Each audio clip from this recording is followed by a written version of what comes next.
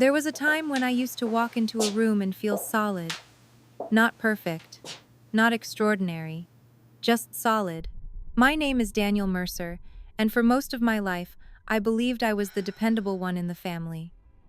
The calm one. The one who figured things out. If something broke, I fixed it. If someone panicked, I steadied them. If bills were late, I found a way to pay them. I wore responsibility like it was stitched into my skin. And for years, I thought that was something to be proud of. Growing up in our small Ohio house, I learned early that love was tied to performance. My father, Richard Mercer, believed success was survival. My mother, Elaine Mercer, believed silence was strength.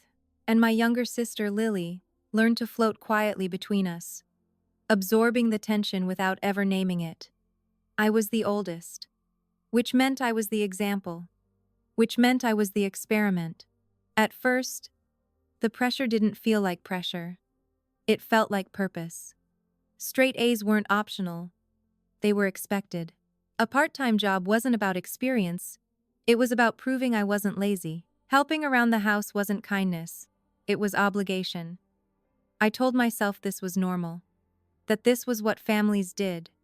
They pushed you because they loved you, they demanded more because they saw potential. But somewhere between my second year of college and the moment I moved back home to save money, something shifted. The expectations didn't shrink when my energy did. They grew. It started subtly. A comment at dinner about how my cousin Jason had already landed a corporate internship. A passing remark about how my friend Caleb was engaged and buying a house. My father would glance at me with that tight expression, the one that said he wasn't angry, just disappointed. My mother would nod quietly, adding nothing, but agreeing with everything. Comparison became background noise. It hummed through every meal, every holiday, every car ride. I told myself I didn't care. I told myself I was strong enough to ignore it. But strength has limits, and mine was thinning. When I took on extra shifts at work, it wasn't because I wanted to. It was because I felt behind. Behind financially, behind socially, behind in life. I stopped going to the gym because I was too tired. I stopped answering friends' texts because I didn't have the energy to pretend I was okay. Sleep became something I chased but never caught. I would lie awake at 2:17 a.m., staring at the ceiling, replaying every small failure like it was evidence in a trial against me. The first panic attack happened in the kitchen. I remember gripping the edge of the counter, trying to breathe while my chest felt like it was collapsing inward. My heart was racing so fast I thought something was physically wrong with me. My vision blurred at the edges. My mother was at the table scrolling through her phone. She looked up once, noticed I was pale, and asked if I was coming down with something. I said I was just tired. She nodded and went back to her screen. That was the first time I realized how easy it was for them to miss it. Or maybe they didn't miss it. Maybe they just chose not to look too closely. Over the next few months, the signs became harder to hide. I lost weight without trying. My hands trembled when I held my coffee. My work performance dropped, and my manager pulled me aside twice in the same week to ask if everything was okay. I lied to him, too. I said I was adjusting. I said it was temporary. At home, I became quieter. Dinner conversations went on without me. My father talked about market trends. My mother talked about church events. Lily talked about her graduate program applications. I sat there feeling like a ghost at my own table. One night, my father asked why I hadn't applied for the promotion he'd sent me a link to. His tone wasn't aggressive. It was worse. It was clinical. I told him I didn't feel ready. He stared at me for a long second and said, "You'll never feel ready if you keep hesitating." The words lodged somewhere deep inside me. Because he wasn't entirely wrong. I was hesitating. I was doubting. I was unraveling quietly, thread by thread. But what none of them asked was why. Why I couldn't focus anymore. Why I flinched every time my phone rang. Why I spent hours locked in my room staring at nothing. Why my laundry piled up. Why I stopped laughing at jokes. Why I avoided mirrors. They saw it. They had to. They saw the dark circles under my eyes.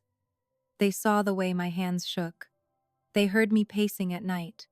They noticed when I stopped joining them for Sunday brunch. They saw me sitting in my car long after I'd parked, forehead pressed against the steering wheel like I was gathering strength just to walk inside. And still, nothing changed. Instead, the pressure intensified. Subtle reminders that I was capable of more, that I had so much potential, that wasting time was dangerous. It wasn't cruelty in the obvious sense. No one yelled. No one insulted me outright. That would have been easier to confront. This was quieter. It was the steady drip of expectation in a mind already drowning. I started crying in places I never used to. In the shower, where the water masked the sound. In my car at red lights, wiping my face before the green flashed. In my room, late at night, pressing my fist against my mouth so no one would hear. The tears didn't feel dramatic. They felt mechanical, like my body was releasing something my brain couldn't process. I kept waiting for someone to knock on my door, for my mother to sit beside me and ask what was wrong without looking at the clock, for my father to say it was okay to slow down, for Lily to admit she'd noticed and didn't know how to help. But the house stayed the same. Television laughter echoed from the living room. Dishes clinked in the sink. Doors opened and closed. Life moved around me as if I were a cracked tile on the floor, visible, but not worth replacing. One evening, I overheard my parents talking in the hallway. My name came up. My body froze automatically. "He just needs to toughen up," my father said. "He's always been sensitive," my mother replied. Sensitive. That word followed me back into my room like a shadow. Not overwhelmed, not exhausted, not struggling. Just sensitive. As if what was happening inside me was a personality flaw, instead of a breaking structure. By then, even getting out of bed felt like lifting something impossibly heavy. My chest carried a constant ache, dull and persistent. I stopped making plans entirely. The future felt like a wall instead of a horizon. And still, every day, I walked past them in the hallway. Every day, they saw my shoulders curving inward. Every day, they noticed I wasn't the same. They watched me shrink in real time. And maybe the hardest part wasn't the pressure. It wasn't the insomnia, or the panic, or the silent crying. It was the waiting. Waiting for someone to see past the performance. Waiting for someone to interrupt the collapse. Waiting for someone to say, "You don't look okay." The day I finally broke did not arrive with thunder or warning. It came disguised as an ordinary Sunday, the kind with filtered sunlight through the kitchen blinds and the smell of overcooked eggs hanging in the air. The kind of day where everything looks stable from the outside. But inside me, something had already started collapsing. I had barely slept the night before. My chest had carried that now familiar tightness, like someone had wrapped wire around my ribs and kept twisting. I remember staring at the digital clock beside my bed as it flipped from 3:11 a.m. to 3:12 a.m., thinking about the performance review scheduled for Monday morning. I already knew how it would go. My manager had warned me gently. Productivity down. Focus inconsistent. Attitude distant. He had used careful words, but the message was clear. I was slipping, and slipping, in my family, was unacceptable. That Sunday, my father decided it would be a family planning brunch, which really meant an evaluation. My career, Lily's graduate school offers, the future of the Mercer name, as he liked to phrase it half jokingly, half serious. The dining table felt less like furniture and more like a courtroom bench. I tried to prepare myself. I told myself to sit straight, to speak clearly, to not let my voice shake, to not prove them right. But my hands were trembling before I even picked up my fork. My father started with Lily, praised her discipline, her focus, her resilience. I saw the pride in his eyes, and I felt something twist in my stomach. Not jealousy, just distance. Like I was watching a family I used to belong to. Then his attention shifted to me. "So," he said, folding his hands on the table, "have you applied for the regional manager role yet?" My throat tightened. I hadn't. The thought of taking on more responsibility felt like someone asking me to carry bricks while I was already drowning. I'm not sure that's the right move right now, I said carefully. The room changed temperature. Not sure? He repeated. I tried to explain. I mentioned feeling overwhelmed. I mentioned needing to stabilize first. I didn't use the word anxiety. I didn't use the word panic. Those words didn't exist in our house. He leaned back in his chair, studying me like a disappointing report card. At some point, Daniel, you have to stop making excuses. Excuses. The word hit harder than it should have. My ears started ringing faintly. My vision sharpened and blurred at the same time. I could feel my heartbeat climbing. I'm not making excuses, I said, but my voice cracked halfway through. Lily avoided eye contact. My mother sipped her coffee slowly, eyes fixed on the table. No one intervened. You're almost 27, my father continued. How long do you plan on staying stuck? Stuck. That was the moment something inside me snapped. It wasn't dramatic at first. It was physical. My chest seized. My breathing turned shallow. The edges of the room seemed to tilt slightly.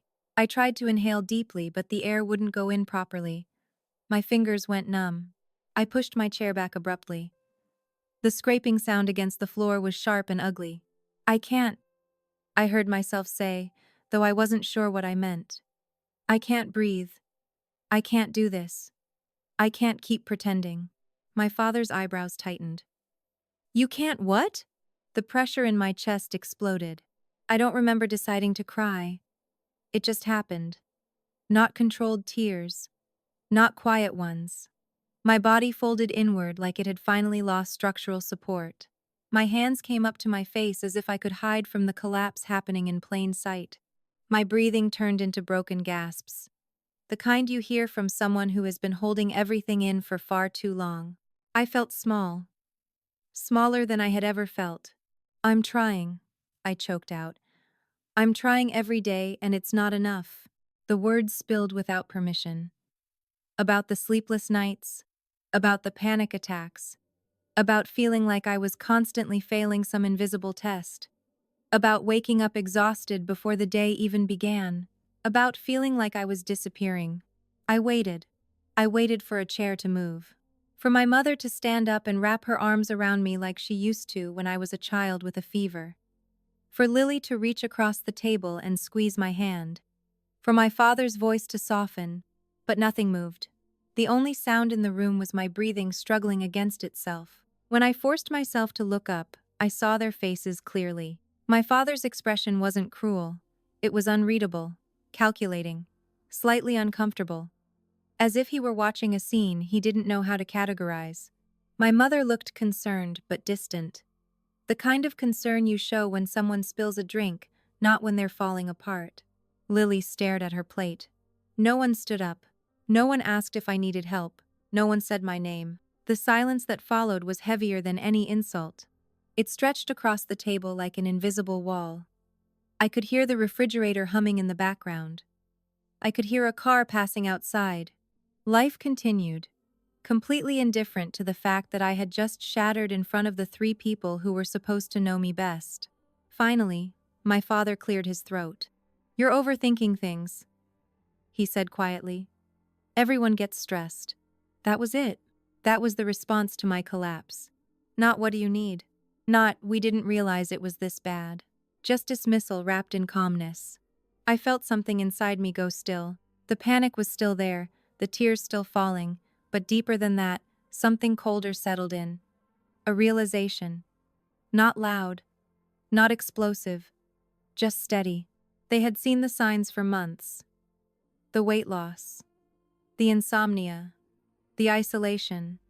The shaking hands. The shrinking presence. And now they were seeing the full break. And still, they chose distance. I wiped my face with the back of my sleeve because no one offered a napkin. I stood up because no one told me to sit down. I walked to my room because no one followed. As I closed the door behind me, I understood something that hurt more than the panic attack itself. I had not hidden my collapse well. They had simply decided it wasn't their responsibility to stop it. After that Sunday, something inside me stopped expecting rescue. The panic attack had exposed everything: my weakness, my exhaustion, my fear. I had laid it all out on the dining table like evidence, and they had responded with stillness. Not shock, not urgency, just mild discomfort and a return to routine. For days afterward, I kept replaying that moment in my head, trying to understand it. Families aren't supposed to watch someone fall apart and remain neutral. Strangers might, coworkers might, but not your own blood. Unless there was a reason. At first, I tried to defend them in my mind. Maybe they didn't understand mental health. Maybe they thought being calm was helpful. Maybe they believed I would snap out of it. But the more I paid attention, the more the pattern revealed itself. This hadn't started with the panic attack. It had started years ago. I thought back to high school when I won a statewide writing competition. I remember coming home excited, holding the certificate like it was fragile glass. My English teacher had told me I had rare talent, that I should consider pursuing it seriously. When I showed my father, he barely glanced at it before asking how it would translate into a real career. My mother smiled politely and said it was nice, then reminded me not to neglect math. The celebration lasted less than 60 seconds. But when Lily got accepted into her science magnet program, there was a dinner. Photos. Calls to relatives. Pride radiating from every corner of the house. Back then, I told myself it didn't matter, that different achievements carried different weights. Now, I wasn't so sure. Jealousy is an ugly word. I resisted it at first. But I couldn't ignore the small shifts in my father's tone whenever someone else praised me. When neighbors complimented my communication skills, he would immediately mention how sensitive I was. When relatives admired my independence, he would point out that I was still living at home. It wasn't outright sabotage. It was subtle repositioning, a quiet balancing act to make sure I never rose too far above the image he had assigned me. Because if I was strong, self-sufficient, and emotionally aware, then his rigidity would look outdated. If I succeeded on my own terms, then his blueprint wouldn't be necessary. Control doesn't always look like shouting. Sometimes it looks like quiet undermining. I began to notice how often I was cast as the unstable one, the overthinker, the emotional one. Anytime there was tension in the house, it somehow traced back to me. If I disagreed with something, I was dramatic. If I withdrew, I was moody. If I defended myself, I was disrespectful. Over time, that narrative hardened. Daniel is sensitive. Daniel struggles. Daniel needs to toughen up. It became easier for them to believe I was flawed than to consider that their expectations might be crushing me. And then there was image. Our family cared deeply about appearances. Church every Sunday. Smiles during gatherings. Stories about career plans delivered with confidence. We were the stable Mercers. The disciplined ones. The respectable ones. Admitting that I was unraveling would crack that image. So instead, it was simpler to minimize it, to label it stress, to treat my panic like inconvenience rather than crisis.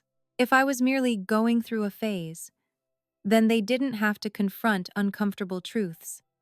They didn't have to ask themselves whether they had contributed to it. I started remembering old dismissals that once seemed harmless. The time I told my mother I felt overwhelmed in college, and she replied that everyone feels that way, so I should pray harder. The time I confessed to my father that I wasn't sure I wanted to climb the corporate ladder, and he laughed as if I had told a joke. The countless times I heard, "You're just too sensitive." It wasn't guidance. It was conditioning. Slowly, without realizing it, I had been shaped into a role. The scapegoat. Every family has one. The person who absorbs tension so others don't have to confront it. The one whose weakness becomes the explanation for everything uncomfortable. If I was struggling, it proved their strength. If I was unstable, it justified their control. If I was falling apart, it reinforced their belief that without their pressure, I would collapse entirely. But here's the part that hurt the most. They didn't just misunderstand me. They benefited from me being broken. When I doubted myself, I leaned on their approval. When I felt behind, I sought their validation. When I felt small, I stayed close. My insecurity kept me orbiting the family structure, dependent and compliant. If I healed, I might leave. If I grew confident, I might challenge them. If I found peace, I might not need them. And maybe that possibility was more threatening than my suffering. Once I saw it, I couldn't unsee it. The silence during my breakdown wasn't confusion. It wasn't helplessness. It was maintenance. Maintaining the dynamic. Maintaining the hierarchy. Maintaining the story where I was the fragile one and they were the stable pillars. But pillars don't ignore cracks in the foundation, unless the cracks serve them. The realization didn't come all at once. It seeped in gradually, like cold air through a poorly sealed window. Every memory shifted under new light. Every interaction felt layered with meaning I had previously refused to see. I wasn't a son to be understood. I was a variable to be managed. And once I understood that, something inside me shifted from sadness to clarity. I stopped asking why they hadn't saved me. The better question was why saving me would have disrupted the balance they preferred. The final confirmation came unexpectedly. One evening, a week after the breakdown, I stepped into the hallway to grab a glass of water. The house was dim, the television low in the background. I wasn't trying to eavesdrop. I wasn't looking for proof. But I heard my name, my father's voice. Calm, controlled. "He'll figure it out eventually," he said. "He just needs to hit bottom." There was a pause. My mother responded softly. "I just hope he doesn't embarrass himself before that." Embarrass. Not break further. Not hurt himself. Not disappear. Embarrass. I stood frozen in the dark hallway, something inside me turning to ice. They weren't surprised by my collapse. They were waiting for it to complete. The night I overheard them wasn't dramatic. There were no slammed doors. No confrontation. No tears. Just a hallway. Dim light. And a sentence that cut cleaner than any argument ever could. "He just needs to hit bottom." I stood there long enough for the silence after those words to sink into my bones. It wasn't anger I felt first. It wasn't even sadness. It was clarity. A kind of cold, surgical clarity that made everything sharp. They weren't confused about my pain. They were waiting for it to finish its job. That was the night I stopped begging to be seen. Not out loud. I had stopped doing that weeks ago. But internally, I had still been hoping. Hoping my mother would knock on my door and sit beside me. Hoping my father would soften. Hoping Lily would say she understood. Hope can be addictive, even when it hurts you. But something inside me shifted as I stood in that hallway. I realized I had been negotiating my worth with people who only valued me when I was performing strength. I had been trying to prove I deserved empathy. Empathy isn't something you earn. And if you have to earn it, it isn't empathy at all. The next morning, I woke up before everyone else. The house was quiet. For once, my chest didn't feel like it was caving in. It felt heavy, yes, but steady, like rubble after a collapse. Nothing left to fall. I sat on the edge of my bed and made a decision that terrified me. I would stop asking them to understand. I would stop explaining myself in hopes of being validated. I would stop shrinking so they could feel tall. It wasn't a loud declaration. It was quiet, personal, almost fragile, but it was real. The first step was distance. For the first time, someone wasn't minimizing it. Someone wasn't reframing it as weakness. Someone wasn't waiting for me to hit bottom. They were helping me climb. Therapy didn't fix everything overnight. It didn't erase the years of conditioning, but it gave me language.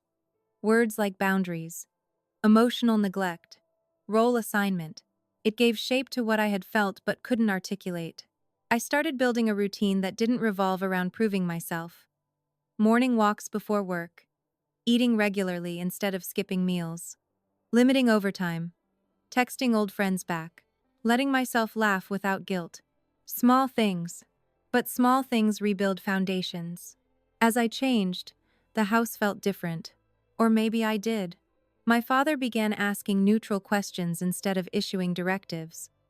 My mother watched me more closely, as if trying to figure out what had shifted. Lily attempted small talk in the kitchen. They sensed the difference before they understood it. When you stop begging to be seen, people notice. But here's the part no one talks about. When you grow stronger in a system that depends on your weakness, the system resists. There were subtle tests. My father casually mentioning new job postings to see if I'd react. My mother hinting that I seemed distant lately. Comments about how I used to share more. They wanted the old dynamic back. The version of me who explained himself endlessly. The version who absorbed pressure without question. But I didn't argue. I didn't defend. I didn't perform. I answered calmly, briefly, without emotional exposure. And slowly, something unexpected happened. They adjusted. Not dramatically, not apologetically, but perceptibly. The criticisms softened, the comparisons decreased. The air at the dinner table felt less like a courtroom and more like a neutral space. It wasn't warmth, but it wasn't suffocation either. That's when I understood something important. My collapse had not been inevitable, it had been permitted, and my recovery didn't require their permission. Forgiveness is often romanticized. People talk about it like it's the final step toward peace. But what I learned was different. Clarity matters more than forgiveness. I don't know if I forgive them fully. Maybe one day I will. Maybe I won't. But I understand them now. I understand the fear beneath my father's control, the insecurity behind my mother's silence. The comfort Lily found in staying neutral. Understanding doesn't excuse it, but it frees me from needing them to admit it. Months later, I signed a lease on a small apartment across town. Nothing impressive, just enough space to breathe without being observed. The day I packed my boxes, there was no dramatic confrontation. My mother hugged me a little tighter than usual. My father shook my hand before awkwardly pulling me into a half embrace. Lily helped carry a lamp to my car. They were careful with me, careful in a way they hadn't been when I was breaking. As I drove away, I realized something that almost made me laugh. They hadn't changed because I collapsed. They changed because I stopped. Stopped explaining. Stopped pleading. Stopped performing pain in hopes of rescue. Strength, ironically, made them gentler. But here's what they don't know. My strength isn't for them anymore. It's for me. I don't wake up scanning for approval now. I don't measure my worth against their expectations. I don't narrate my struggles hoping someone will interrupt. I see myself. And that's enough. Or at least, it's becoming enough. But before I left that house for good, before I closed that chapter quietly and without drama, there was one final moment. One sentence I said at the dinner table weeks after I moved out. A sentence that didn't involve yelling, or blame, or revenge. Just truth.